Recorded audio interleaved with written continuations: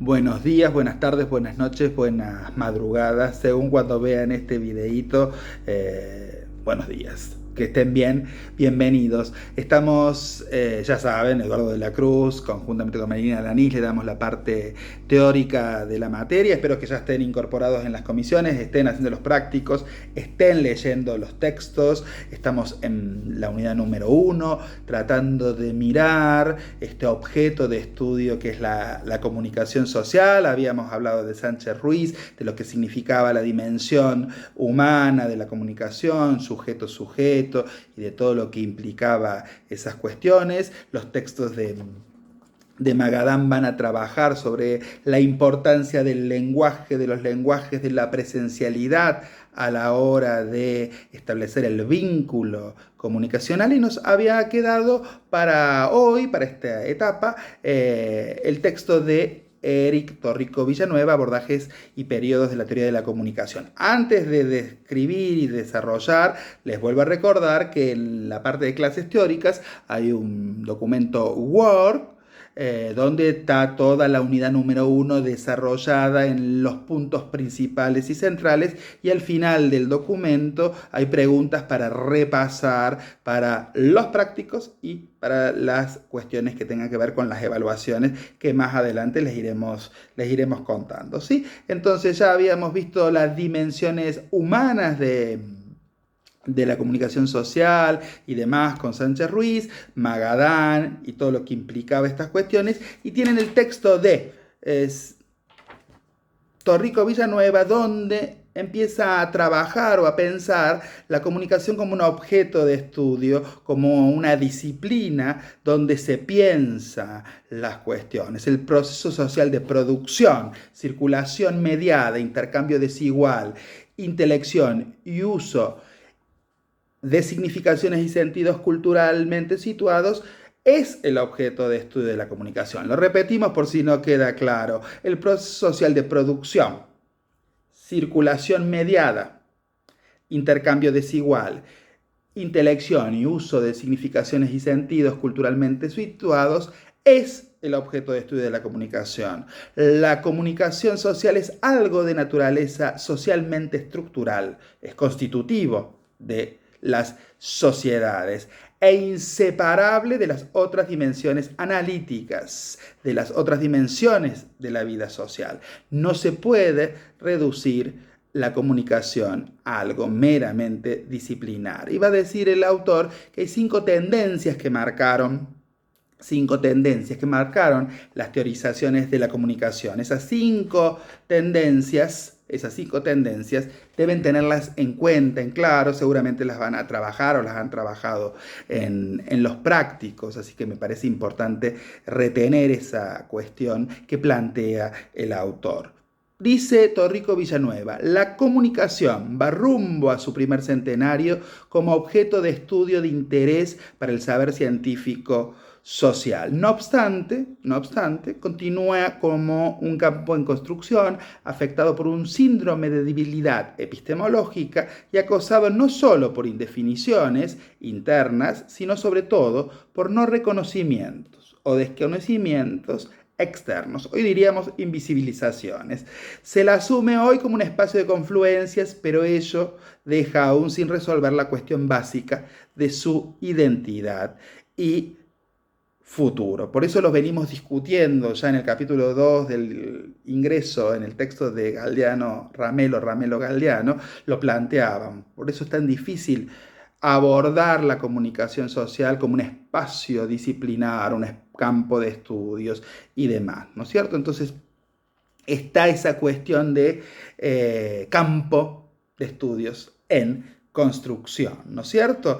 Hay que tener en cuenta esas cinco tendencias que marcaron las teorizaciones de la comunicación, que dice Torrico Villanueva: tecnologismo, pancomunicacionismo, la idea de catastrofismo, economía política, que es la visión marxista de la economía y de la historia, libre comercio y autocontrol. Esos son los paradigmas en los cuales ha ido el campo de estudios en este especie de centenario que plantea el autor, y hay contextos de las teorías, ¿no es cierto?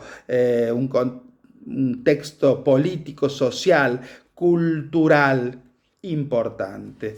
La primera es el contexto difusionista, de 1927 a 1963, el periodo crítico va a ir de 1947 a 1987, todo el periodo de la Guerra Fría, que seguramente en la materia de historia van a desarrollar, un periodo culturalista de la comunicación que va de 1987 a 2001, podríamos hablar de posmodernidad, y la época contemporánea, actual, presente, que es la época prepandemia, antes del virus. Todo esto que vivimos hace un año seguramente planteará paradigmas, teorías, nos hará revisar las cuestiones porque, como dijimos la primera vez, esta pandemia, este confinamiento social ha sacado la dimensión social de la comunicación. La presencialidad, que se discute tanto, sí, no, por qué, bla, bla, bla, bla,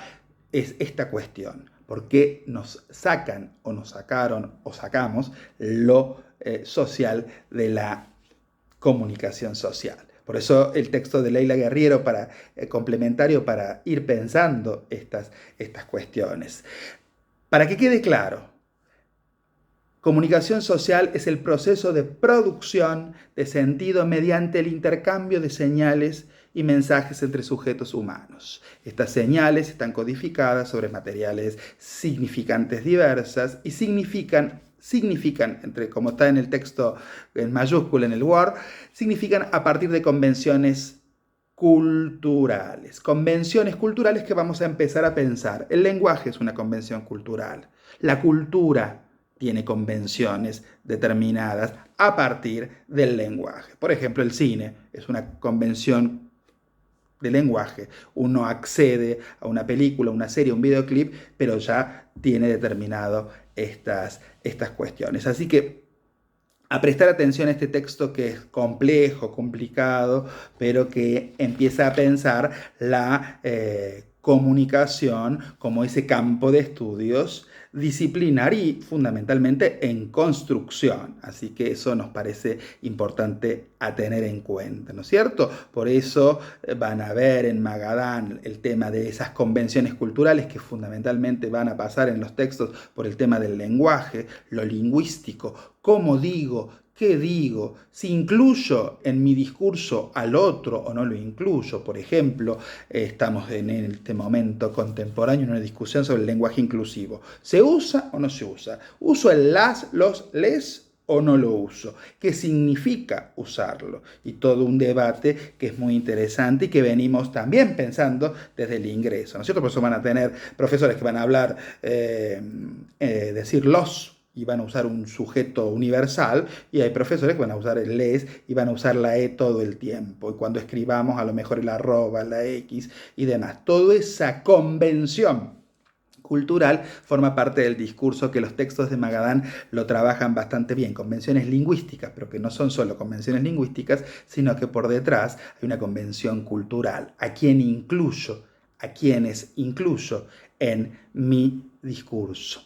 Y después todo el texto de Silimbini que va a hablar de la comunicación corporal, todo lo que tiene que ver con la dimensión de lo proxémico y lo kinésico, que seguramente lo van a desarrollar en el teórico con la profesora Marilyn Alanis. Así que vuelvo a repetir, a leer los textos, a pensarlos, a repensarlos. Cualquier duda nos consultan en el foro, que lo respondemos, y cualquier cosa en la instancia presencial o, como decimos ahora, sincrónica, porque lo que tenemos por delante y lo que estamos viviendo es poniéndole nombres nuevos a cuestiones que no teníamos antes. La comunicación funciona, la comunicación social funciona de esta manera. Por eso en estos tiempos pandémicos estamos aprendiendo a nombrar, a decir, a realizar prácticas y actividades que antes no sabíamos. Y cuando hacemos esas prácticas, actividades y nombramos esas cuestiones, nos remitimos a un pasado cercano, que era la época prepandemia, ¿sí? Por eso sirve como ejercicio. ¿Pero qué hacíamos en la época previrus, prepandemia y lo que hacemos ahora. ¿Sí? Esto me parece como interesante tomarlo como ejemplo para conceptualizar y para categorizar lo que implica la comunicación social. Así que bueno, espero que haya servido y que esto lleve a la lectura, relectura y a la comprensión de textos. Buenas tardes, buenos días, buenas noches, según cuando me estén leyendo. Por ejemplo, esto que hubiera sido un teórico en un aula durante hora y media, lo cercenamos, lo ponemos y lo recortamos en un video de 10-15 minutos para que ustedes lo vean, digamos, ¿no es cierto? Y uno ya no tiene el pizarrón atrás que lo puede explicar, ustedes no pueden intervenir y dialogar, y etcétera, etcétera. Eso también forma un cambio